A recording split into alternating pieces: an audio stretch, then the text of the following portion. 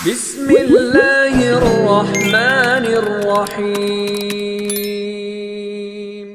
کہ میری بیوی بہت بد زبان ہے، میں کئی دفعہ طلاق دینے کی سوچ چکا ہوں، لیکن میرے 3 بچے ہو چکے ہیں۔ بچوں کو دیکھتا ہوں تو پھر میں اپنے صبر کا گھونٹ پی لیتا ہوں، ورنہ میرا جی چاہتا ہے اس کو ابھی طلاق دے کے گھر سے نکال دوں۔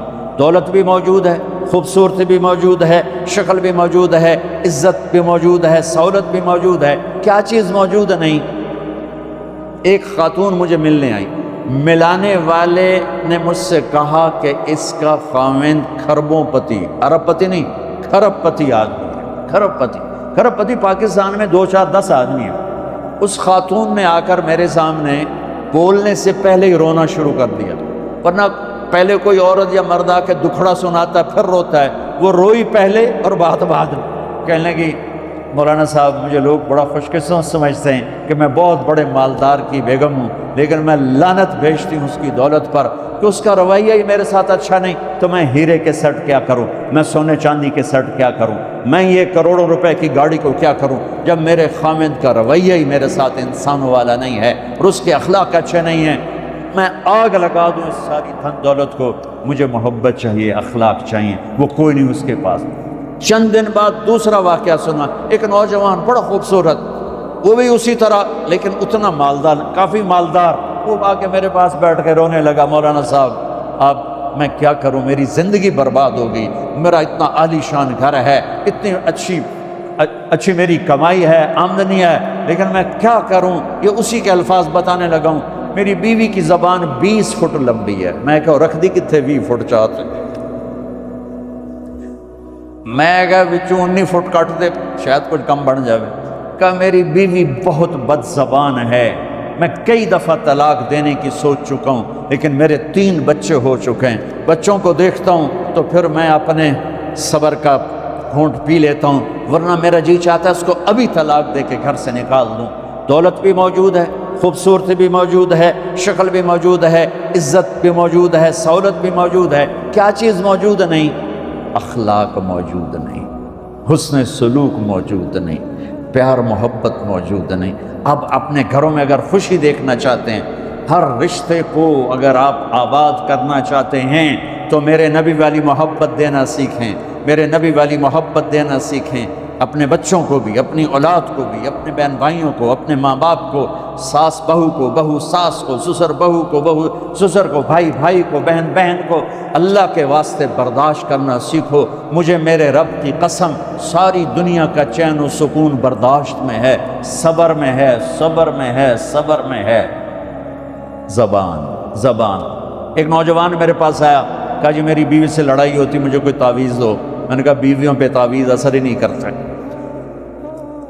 کہنے کا کیا کروں؟ میں نے کہا ایک عمل بتاتا ہوں، سنت عمل، کہ 1-2 لقمے اپنے ہاتھ سے بیوی کو کھلا دیا کرو۔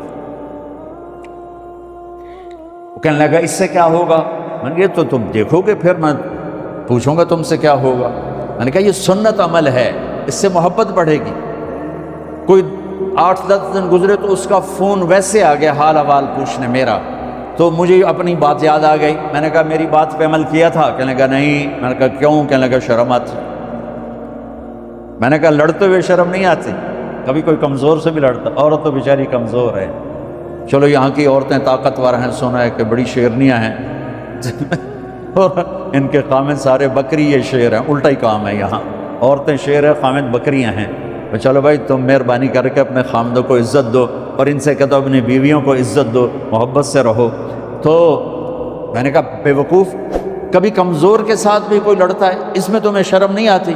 اور اس میں شرم آتی ہے سنت۔ میں نے کہا چل کر اور مجھے بتا۔ کوئی 2 گھنٹے بعد اس کا فون آیا، کہا مولانا دوپہر کا کھانا تھا، میں نے اپنی بیوی کے منہ میں لقمہ جو دیا نا تو اس کا منہ وہیں کھلا رہ گیا۔ وہ کہنے لگی تو نے خود تو کیا نہیں، کسی نے تجھے بتایا ہے؟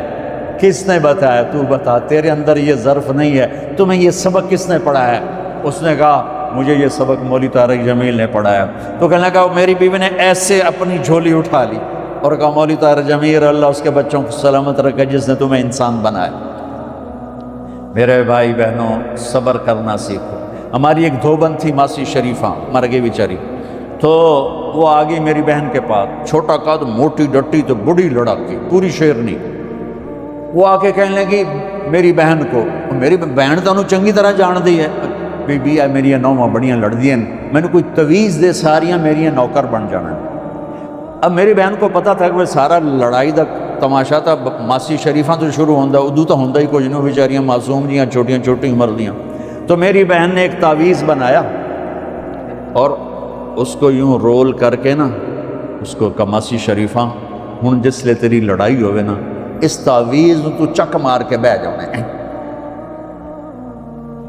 تے چھڑنا نہیں، جے تو چھڑیا تو مر جانا، انہوں پکا کر کے رکھیں۔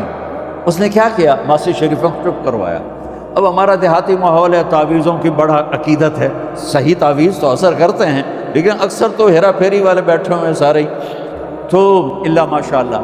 تو 8ویں دن وہ آ گئی، بی بی تو تو بڑا چنگا تعویذ دیتا، ساری لڑائی ختم ہو گئی۔ کیوں کہ ماسی شریفاں چپ ہو گئی۔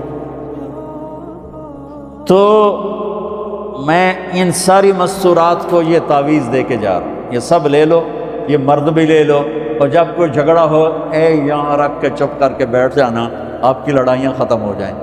اگر آپ بولتے رہے تو پھر لڑائی ختم نہیں ہوگی۔ میرے نبی کی زندگی سیکھو، معاف کرنا سیکھو، محبت دینا سیکھو، ایسا نہ ہو کہ دو آپس میں بولتے نہ ہو، ایسی بد اخلاقی سے بچو۔ اور آخری بات یہ ہے، آپ اس ملک میں رہتے ہیں، اب یہ آپ کا ملک ہے، اگر آپ کے پاسپورٹ ہیں تو یہ آپ کا ملک ہے، اس کو، اس کے قانون کو عزت دو، اس کے قانون کو احترام دو۔ یہاں کی گورنمنٹ کے ساتھ مجھے پتہ چلا ہے کہ بہت سے لوگ ہیں فرضی بیمار بن کے وظیفے لے رہے ہیں، یہ حرام ہے، یہ دھوکہ ہے، یہ فراڈ ہے۔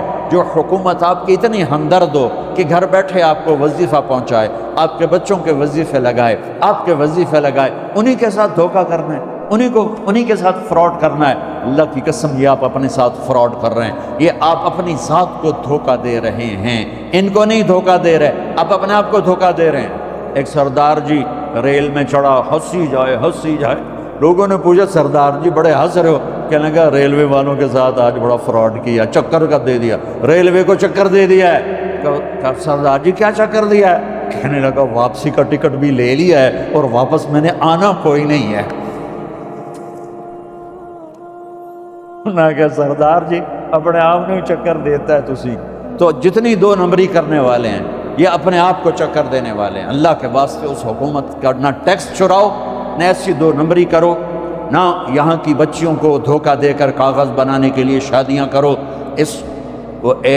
جب انگریزوں کی حکومت تھی انڈیا پر تو دلی میں ایک وہ پک پاکٹ رہتا تھا جیب کترا، اس کا چیلا شام کو 2 روپے لے کر آیا تو اس نے اس کو تھپڑ مارا، سارے دن میں 2 روپے۔ تو کہنے لگا استاد آج بڑا مال مارا تھا، ایک گورے کی جیب کاٹی تھی، بہت پیسہ تھا۔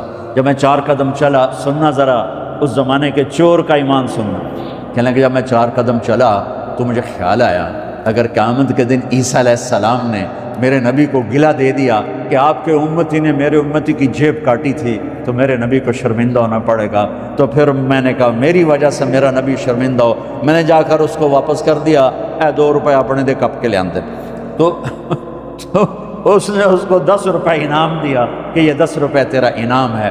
آپ اس ملک کے اگر ہیں، آپ کے پاسپورٹ ہیں تو آپ یہاں کے ہیں، آپ اپنے پیچھے اپنے رشتہ داروں کی مدد کریں، جو مرضی کریں، لیکن میرے بھائی بہنوں اس سے اپنا ملک بنا کے چلو، یہاں غریبوں پہ خرچ کرو۔ زکوٰۃ تو مسلمان کو دی جاتی ہے کوئی شک نہیں، لیکن صدقات خیرات پیچھے بھیجنے کے بجائے یہاں کتنے غریب لوگ ہیں، کتنے ضرورت مند لوگ ہیں، کتنے لوگ ہیں جن کے پاس گھر کوئی نہیں، کتنے لوگ ہیں جو کونسل کی طرف سے وظیفہ لے کر روٹی کھا رہے ہیں اور وہ پوری نہیں پڑتی، ایسوں کو ڈھونڈ کے ان پر خرچ کرو، ان کی مدد کرو، کسی کی جانی خدمت کرو، کسی کی مالی خدمت کرو۔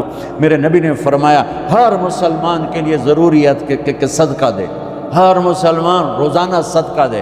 تو صحابہ نے کہا یا رسول اللہ پیسے نہ ہوں تو آپ کہتے چلو کوئی بات نہیں، کہا نہیں سنو، آپ نے کہا بازار میں جا کے مزدوری کرے اور مزدوری کی قیمت وصول کر کے صدقہ کرے۔ صدقہ اتنا ضروری ہے، بلاؤں کو ٹال دیتا ہے، مصیبتوں کو ٹال دیتا ہے۔ تو یہاں رہنے والے یہاں کے قانون کا احترام کریں، یہاں کے قانون کو عزت دیں، اللہ کے واسطے 2 نمبری نہ کریں۔ دیانتداری سے چلیں۔ میرے نبی نے فرمایا میرا امتی ہر گناہ کر سکتا ہے، دو کبھی نہیں کرے گا، ایک جھوٹ کبھی نہیں بولے گا، ایک دھوکہ کبھی نہیں دے گا۔ تو اللہ کے واسطے دھوکے فراڈ سے چلیں۔ کہیں آپ لڑے ہوئے ہیں صلح کر لیں، پیار محبت دیں، معاف کریں، اپنے بچوں کو ٹائم دیں، ان کو اچھی تعلیم دیں، یہ اعلیٰ عہدوں پر پہنچیں، اعلیٰ جاب پر پہنچیں۔ ضروری نہیں کہ تمہاری طرح مزدوریاں ہی کریں، ان کی تعلیم کا یہاں سکول بناؤ، یہاں کالج بناؤ، اپنے سکول بناؤ، اپنے کالج بناؤ، اپنی اولاد کو اچھی سے اچھی تعلیم دو کہ یہ آگے چل کے بڑے شعبوں پر اور بڑی جاب پر پہنچیں اور تمہارے لیے عزت بنے، باعث عزت بنے، باعث افتخار بنے۔ آپس کی پیچھے لڑائی چل رہی، اس نے 1 کنال کا گھر بنایا، میں نے 2 کنال کا بنا، اور میں ایک جگہ گیا پہاڑ میرپور گیا، میرپور بڑے بڑے گھر شہر میں انٹر ہونے سے پہلے بڑے بڑے گھر، میں نے کہا یہ اور لگیں جیسے خالی، میں نے کہا یہ کیا ہے؟ میں پہلی دفعہ میرپور کہا یہ انگلینڈیوں کے گھر ہیں، ان کے مقابلے لگے رہتے ہیں، اس نے کنال کا بنا، میں 2 کنال کا بناؤں گا، اس نے 2 کنال کا بنا، میں 4 کنال کا بناؤں گا۔ بناؤ گھر اپنی ضرورت کے بنا لو، جب جانا ہو وہاں نہ تم جانے والے ہو پیچھے نہ تمہاری اولادیں، ان کو یہاں کی نسوار لگی واپس جائیں گے روڈ شیڈنگ۔